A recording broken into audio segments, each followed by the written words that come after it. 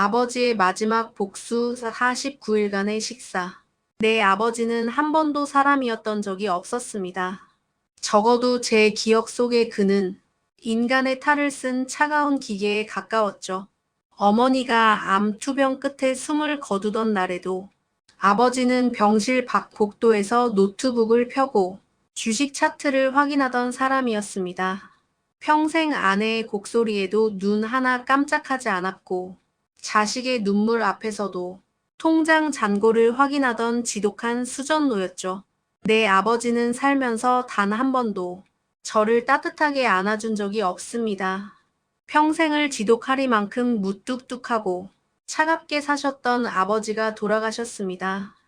그런 아버지가 죽었을 때 저는 슬픔 대신 마침내 찾아온 해방감에 진심으로 환호했습니다. 장례식장에서조차 눈물 한 방울 나오지 않았던 내게 변호사는 종이 한 장을 내밀며 믿기지 않는 말을 내뱉었습니다. 고인의 유언입니다. 상속의 조건은 단 하나입니다. 내일부터 정확히 49일 동안 매일 새벽 6시 정각에 시장 끝자락에 있는 국밥집에서 아침 식사를 할 것. 단 하루라도 거르거나 1분이라도 늦을 경우 고인의 모든 유산과 권리는 해당 국밥집 주인에게 전액 기부됩니다. 평생을 나를 억압하더니 죽어서까지 나를 진흙탕 같은 시장 바닥으로 끌어내리려 하다니 수십억의 자산을 두고 버리는 고약한 장난질이라 생각했습니다. 평생을 숫자로만 소통하던 분이 마지막 순간에 내린 지시치고는 너무나 비논리적이었죠. 이건 유언이 아니라 사후에 내린 저주였습니다. 저는 떨리는 손으로 서류에 서명했습니다. 저는 오로지 그 돈을 지키기 위해 그리고 죽어서까지 저를 시험하려는 아버지의 고집을 꺾기 위해 그 지저분한 시장통으로 향했습니다. 그때는 꿈에도 몰랐습니다. 그 낡은 나무 의자에 앉아 보내게 될 49일이 제가 평생 오해했던 아버지라는 남자의 진짜 얼굴을 마주하는 시간이 될 줄은요. 본격적으로 이야기 시작 전 좋아요와 구독 부탁드립니다. 감사합니다. 새벽 5시 30분. 평소라면 꿈나라에 있을 시간. 세상이 푸르스름한 어둠에 갇혀있는 시각. 저는 생전 처음 재래시장 골목에 발을 들였습니다. 비릿한 생선 냄새와 눅눅한 습기가 코끝을 찔렀고 비좁은 골목 사이로 상인들의 바쁜 발소리가 들려왔습니다. 제 값비싼 구두가 질척이는 바닥을 밟을 때마다 불쾌감이 치밀어 올랐죠. 드디어 찾은 평화 국밥집은 간판조차 빛이 바래 겨우 이름만 알아볼 수 있을 정도였습니다. 가게 안은 좁고 습했습니다. 문을 열고 들어가자 쿰쿰한 돼지 누린내 대신 은은하고 구수한 고기 삶는 냄새가 저를 맞이했습니다. 가게 안은 낡았지만 먼지 하나 없이 정갈했습니다. 주방 안쪽에서 김이 모락모락 피어오르는 솥을 젓고 있던 백발의 할머니는 저를 보더니 마치 오래전부터 올 줄 알았다는 듯 인자한 미소를 지으셨습니다. 어서 오게. 그 양반 아들이구먼. 아버지를 쏙 빼닮았어. 할머니의 목소리는 제가 예상했던 거친 욕쟁이 할머니의 것이 아니었습니다. 깊고 따뜻하며 듣는 것만으로도 마음이 차분해지는 힘이 있었죠. 국밥 하나 줘요. 제 말투엔 가시가 돋아 있었습니다. 잠이라도 더 자고 싶은 짜증, 그리고 이런 곳을 고집한 아버지에 대한 원망이 뒤섞여 있었으니까요. 그리고 할머니는 김이 모락모락 나는 국밥 한 그릇을 정성스레 내어주셨습니다. 아버지가 생전에 가장 좋아하셨다던 고기를 얇게 썰어 넣은 맑은 국밥이었습니다. 자네 아버지는 매일 이 자리에 앉았지. 참 조용한 양반이었어. 가끔은 아무 말 없이 국물을 한참 동안 바라보기만 했는데 그 모습이 꼭 기도를 하는 사람 같기도 했고 아버지가 생전에 앉으셨다던 그 구석진 창가 자리. 저는 그 자리에 앉아 반질반질하게 윤이 나는 나무 식탁을 손으로 쓸어 보았습니다. 수십 년의 세월 동안 누군가의 솜의 끝이 다 마모된 그 감촉이 낯설었습니다. 저는 할머니가 내어준 국밥을 한 술 떠 넣었습니다. 국물은 자극적인 조미료 맛 하나 없이 밋밋하고 삼삼했습니다. 이 맹물 같은 것을 먹기 위해 아버지는 그 화려한 집을 두고 매일 새벽 여길 왔던 걸까요? 저는 도무지 이해할 수 없는 아버지의 뒷모습을 쫓으며 국밥을 억지로 삼켰습니다. 그때 제 옆자리에서 소주를 들이켜던 중년 사내가 나를 빤히 보더니 나지막이 입을 열었습니다. 당신 그 양반 아들이지? 드디어 왔구먼. 사내의 말에 심장이 쿵 내려앉았습니다. 30년. 제가 태어나기도 전부터 아버지는 이곳에 있었던 겁니다. 아버지가 30년 넘게 이 자리를 지켜왔다는 사실이 도무지 믿기지 않았습니다. 저는 숟가락을 쥔 채 굳어버렸습니다.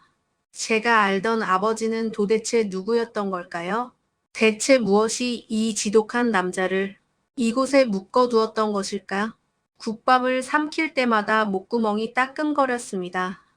그것은 국물이 뜨거워서가 아니라 제 기억 속에 박힌 아버지라는 남자의 서리빨 같은 냉기 때문이었습니다. 제 기억 속의 아버지는 단 한 번도 아빠였던 적이 없습니다. 그는 언제나 효율과 수익률을 계산하는 정교한 기계였죠. 제가 초등학교 운동회 때 달리기에서 1등을 하고 숨이 턱에 차서 달려갔을 때도 아버지는 제 머리를 쓰다듬는 대신 손목시계를 보며 말씀하셨습니다. 고작 10초 단축하려고 그 고생을 하느냐. 그 시간에 영어 단어 하나를 더 외우는 게 네 인생의 가성비가 더 높다. 가장 지독했던 건 어머니가 돌아가시던 날이었습니다. 어머니의 마지막을 떠올리면 가장 먼저 생각나는 건 슬프게도 어머니의 얼굴이 아닙니다. 병실의 정적을 찢어발기던 기계적인 비프음, 그리고 그 소음 사이를 비집고 들어오던 아버지의 건조한 타자 소리입니다. 그날 밤 호스피스 병동의 공기는 유난히 차고 무거웠습니다. 암세포가 온몸을 갉아먹어 뼈만 남은 어머니는 이미 초점이 흐려진 눈으로 허공을 응시하고 있었습니다. 거칠게 몰아쉬는 숨소리는 마치 젖은 수건을 짜는 듯한 기괴한 소리를 냈고 의사는 오늘 밤이 고비라고 나지막이 선고했습니다. 저는 어머니의 차디찬 손을 부여잡고 소리 없이 울고 있었습니다. 제발 한 번만 더 이름을 불러달라고, 가지 말라고 마음속으로 절규하고 있었죠. 그런데 그때 제 뒤에서 파르스름한 불빛이 번쩍였습니다. 고개를 돌려보니 아버지는 병실 구석 소파에 앉아 무릎 위에 노트북을 펴놓고 있었습니다. 아버지는 어머니의 마른 손을 잡는 대신 병실 구석에서 노트북을 펴고 주식 차트를 확인하고 있었습니다. 여보, 무서워요. 어머니의 가느다란 호소에도 아버지는 고개조차 돌리지 않았습니다. 지금 미국 시장이 급변하고 있어. 여기서 정신 놓으면 우리 집안 손실이 얼마인 줄 알아? 당신 병원비도 다 이 숫자들에서 나오는 거야. 그게 아버지가 아내에게 건넨 마지막 말이었습니다. 어머니가 끝내 눈을 감으셨을 때도 아버지는 비서와 통화하며 다음날 있을 해외 지사 회의를 취소할지 말지를 고민했습니다. 슬픔조차 기회비용으로 계산하던 사람, 자식의 눈물보다 통장 잔고의 소수점 아래 숫자를 더 사랑했던 남자, 어머니의 식어가는 시신 곁에서 노트북을 켜고 일을 하던 그 남자의 옆모습, 그건 제가 평생 아버지를 용서할 수 없게 만든 세상에서 가장 잔인한 풍경이었습니다. 그런 남자가 죽기 직전 제게 남긴 유언이 시장통 국밥이라니. 저는 그 국밥을 한 술 뜰 때마다 어머니의 마지막을 외면하던 아버지의 차가운 눈빛이 떠올라 구역질이 났습니다. 식사를 시작한 지 20일째 되던 날이었습니다. 3주 가까이 반복되는 이 기묘한 수행에 제 인내심은 바닥을 드러냈습니다. 밍밍하기 짝이 없는 국물 속에 밥을 말다 말고 저는 결국 숟가락을 집어 던지듯 내려놓았습니다. 할머니, 이제 그만 좀 하시죠. 아버지가 당신한테 뭘 얼마나 대단한 약점이라도 잡혔길래 죽어서까지 자식한테 이런 생고생을 시키는 겁니까? 돈이 필요하면 차라리 정당하게 요구를 하세요. 이딴 맹물 같은 국밥, 짐승도 안 먹을 맛이라고요. 제 악에 바친 고함에도 할머니는 미동조차 없었습니다. 제 고함에 시장 상인들의 시선이 쏟아졌지만 할머니는 미동도 없이 소뚜껑을 덮으셨습니다. 그저 낡은 행주로 손을 닦아내며 천천히 제 맞은편 자리에 앉으셨습니다. 할머니의 눈빛은 화를 내는 것이 아니라 아주 깊은 슬픔을 간직한 우물처럼 고요했습니다. 할머니는 낮게 가라앉은 목소리로 입을 떼셨습니다. 자네 아버지가 처음 이 가게 문을 열었을 때를 기억하네. 40년 전이었지.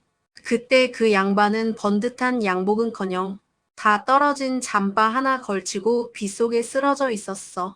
사업은 망하고 믿었던 사람들에겐 배신당해 당장 한강 다리로 가려던 길이었다더군. 그때 그 양반 눈빛은 이미 죽은 사람이나 다름없었어. 할머니는 당시 아버지가 겪었던 처절한 실패를 이야기해 주셨습니다. 당시 갈 곳 없던 아버지를 가게 안으로 들여 굶주림에 지쳐 정신을 놓기 직전 아무것도 묻지 않고 이 국밥 한 그릇을 내어준 사람이 바로 할머니였다고 했습니다. 돈은 나중에 성공하면 갚으라고, 아니면 죽기 전에만 갚으라고 농담처럼 던진 호의였습니다. 그 양반, 정말로 성공해서 돌아왔더군. 그런데 돈을 갚으러 온 게 아니었어.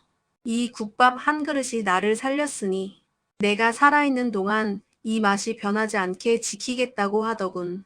할머니의 말에 따르면 아버지가 집에서는 냉혈한처럼 굴며 모았던 그 수많은 돈 중 상당수가 익명으로 시장 사람들에게 흘러들어가고 있었습니다. 이 가게 건물을 사들여 할머니가 평생 월세 걱정 없이 장사하게 해준 것도, 시장에 불이 났을 때 상인들 몰래 복구 비용을 댄 것도 모두 아버지였습니다. 제 머릿속이 하얗게 전멸했습니다. 아버지가 시장 사람들을 도왔다고? 평생 숫자에만 미쳐있던 그 남자가?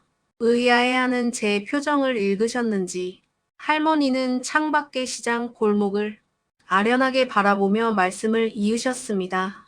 10년 전 이 시장에 큰 불이 났던 걸 기억하나? 설 대목을 앞두고 상인들 전 재산이 잿더미가 됐던 그날 말이야. 그때 다 같이 목매 죽자며 울고불고 난리였지.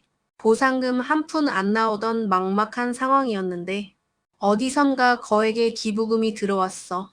상인들 피해 복구비며 새 가판대 비용까지 싹 다 해결해준 그 익명의 독지가, 그게 바로 자네 아버지였어. 할머니의 이야기는 계속되었습니다. 아버지는 시장 상인회에 기부금을 전달하며 단 하나의 조건만 걸었다고 합니다. 절대 본인의 이름을 밝히지 말 것. 그리고 시장 사람들이 다시 일어설 수 있게 끝까지 비밀을 지켜달라는 것이었습니다. 병실에서 노트북을 두드리며 수익률을 따지던 그 차가운 손이 뒤에서는 시장 사람들의 무너진 삶을 하나하나 다시 세우고 있었던 겁니다. 그 양반은 매일 새벽 여길 찾아와 이 밍밍한 국밥을 먹으며 스스로를 채찍질했던 거야. 나는 아직도 그때 그 굶주렸던 마음을 잊지 않았는가? 나는 돈 때문에 괴물이 되지 않았는가? 자네에겐 차가운 아버지였을지 몰라도 이곳 사람들에게는 마지막 숨구멍 같은 사람이었어. 자네가 지금 삼키고 있는 그 국물은 자네 아버지가 평생을 바쳐 지켜온 사람으로서의 마지막 돌이었다네. 저는 멍하니 제 앞에 뚝배기를 바라보았습니다. 밍밍하고 맛없게만 느껴졌던 국물이 사실은 아버지가 평생을 바쳐 지켜온 가장 고결한 초심이었다는 사실이 제 심장을 날카롭게 핥히었습니다. 돈의 노예가 되어버린 줄 알았던 아버지가 사실은 그 돈으로 가장 따뜻한 세상을 남몰래 짓고 있었다는 진실 앞에 저는 아무 말도 할 수 없었습니다. 저는 할머니의 갈라진 손등과 아버지가 30년 넘게 앉아있던 그 낡은 자리를 번갈아 보며 평생 느껴보지 못한 거대한 상실감과 부끄러움에 몸을 떨었습니다. 그가 30년 넘게 이 자리를 지키며 삼켰던 것은 국밥이 아니라 자신을 살려준 세상을 향한 처절한 속죄였던 것입니다. 마침내 49일째 되는 날의 새벽이 밝았습니다. 평소처럼 구석진 창가 자리에 앉아 김이 모락모락 피어오르는 뚝배기를 마주했습니다. 식사를 마칠 때쯤 주방에만 계시던 할머니가 처음으로 앞치마에 손을 닦으며 제 맞은편 자리에 앉으셨습니다.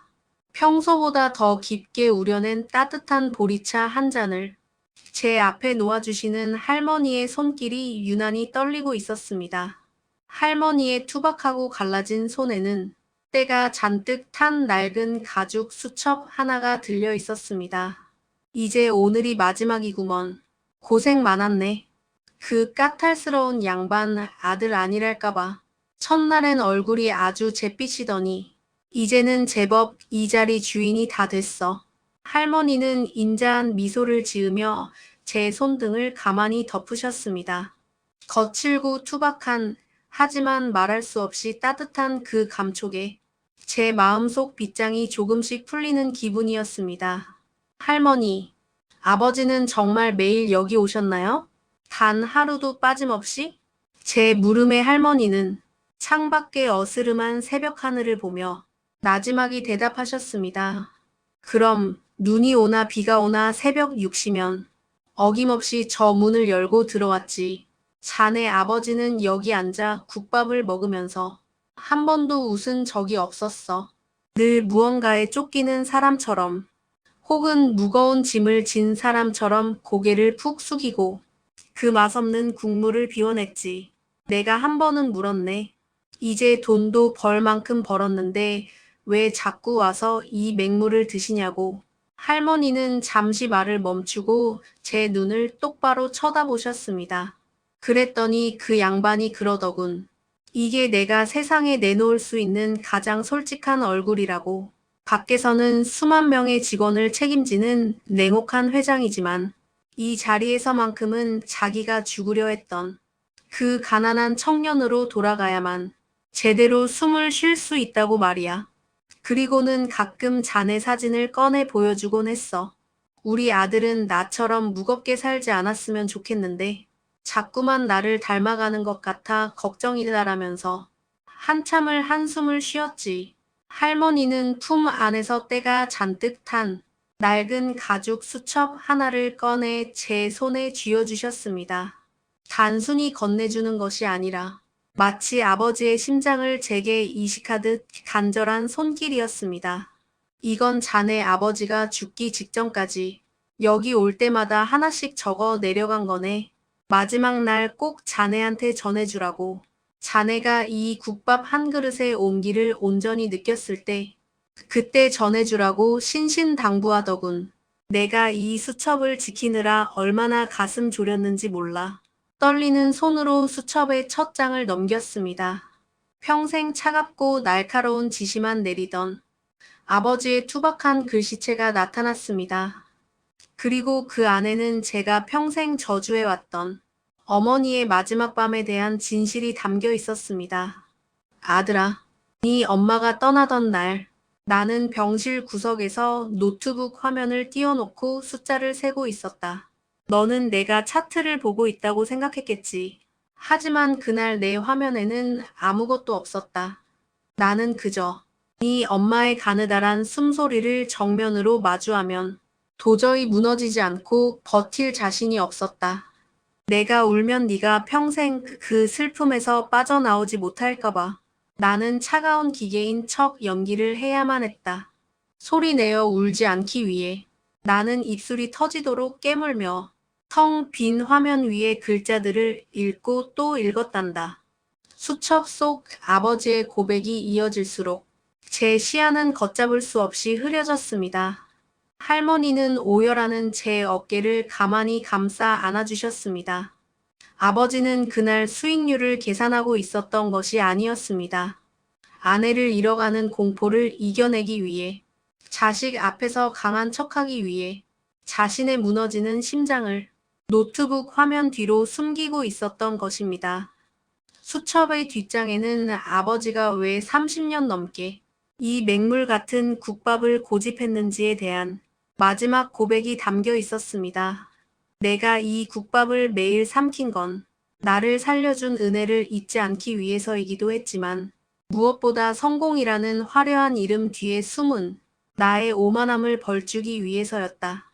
돈이 사람 위에 서는 순간 나는 너를 잃고 나를 잃게 될 거라는 걸 잘 알고 있었다. 아들아, 부디 너는 나처럼 외롭게 살지 마라.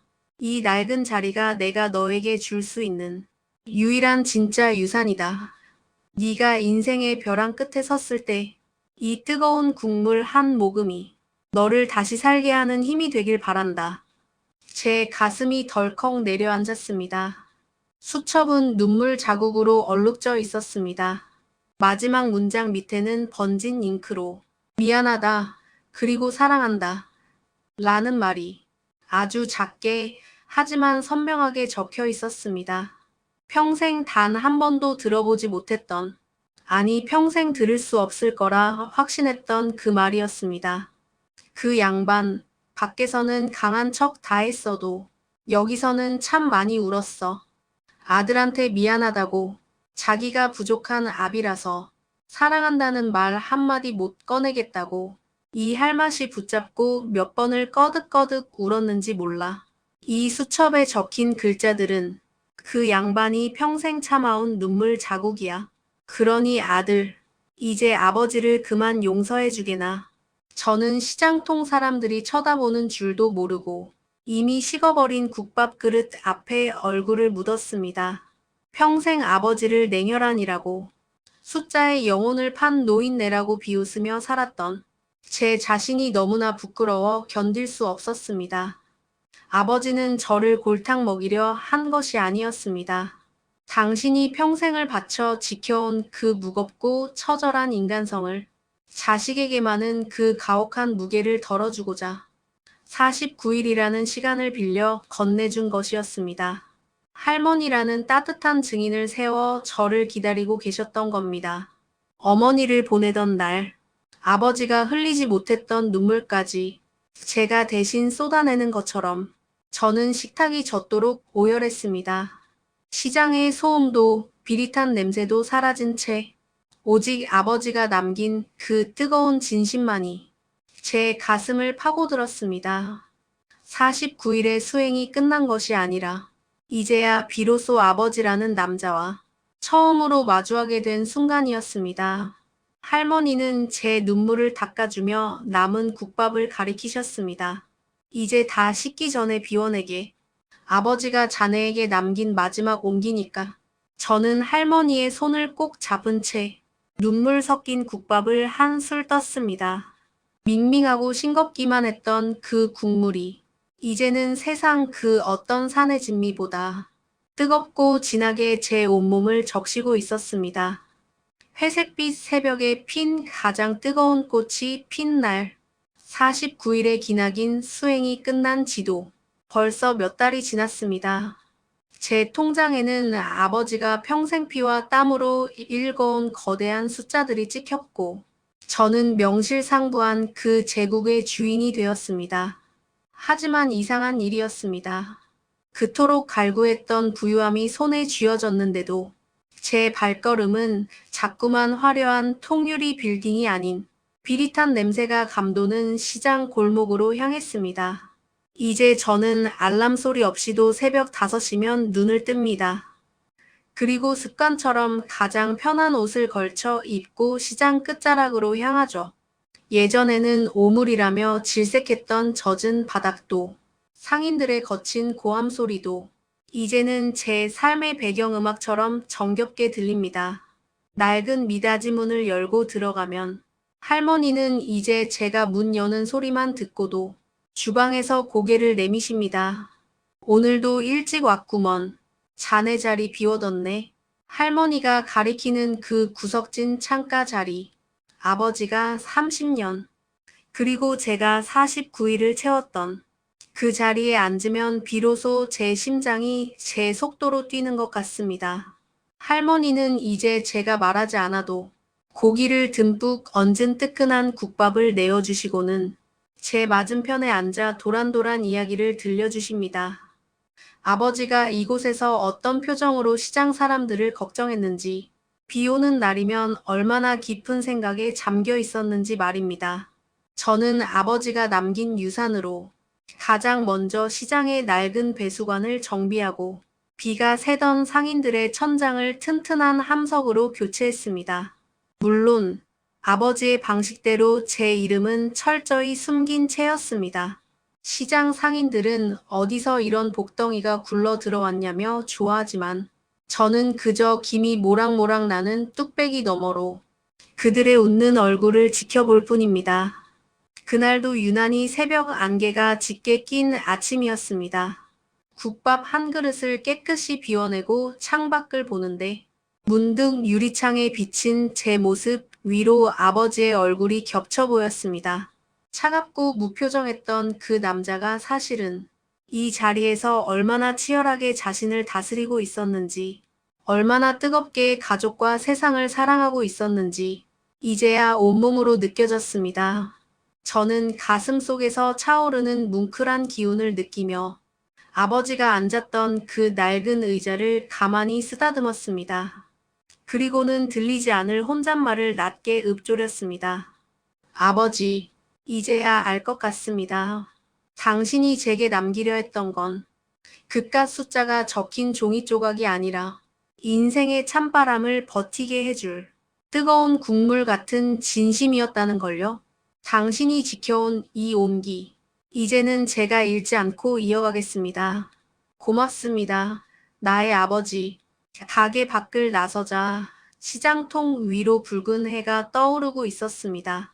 여전히 비릿하고 소란스러운 회색빛 시장이었지만 제 마음만큼은 그 어느 때보다 선명하고 따뜻한 빛으로 가득 차 있었습니다.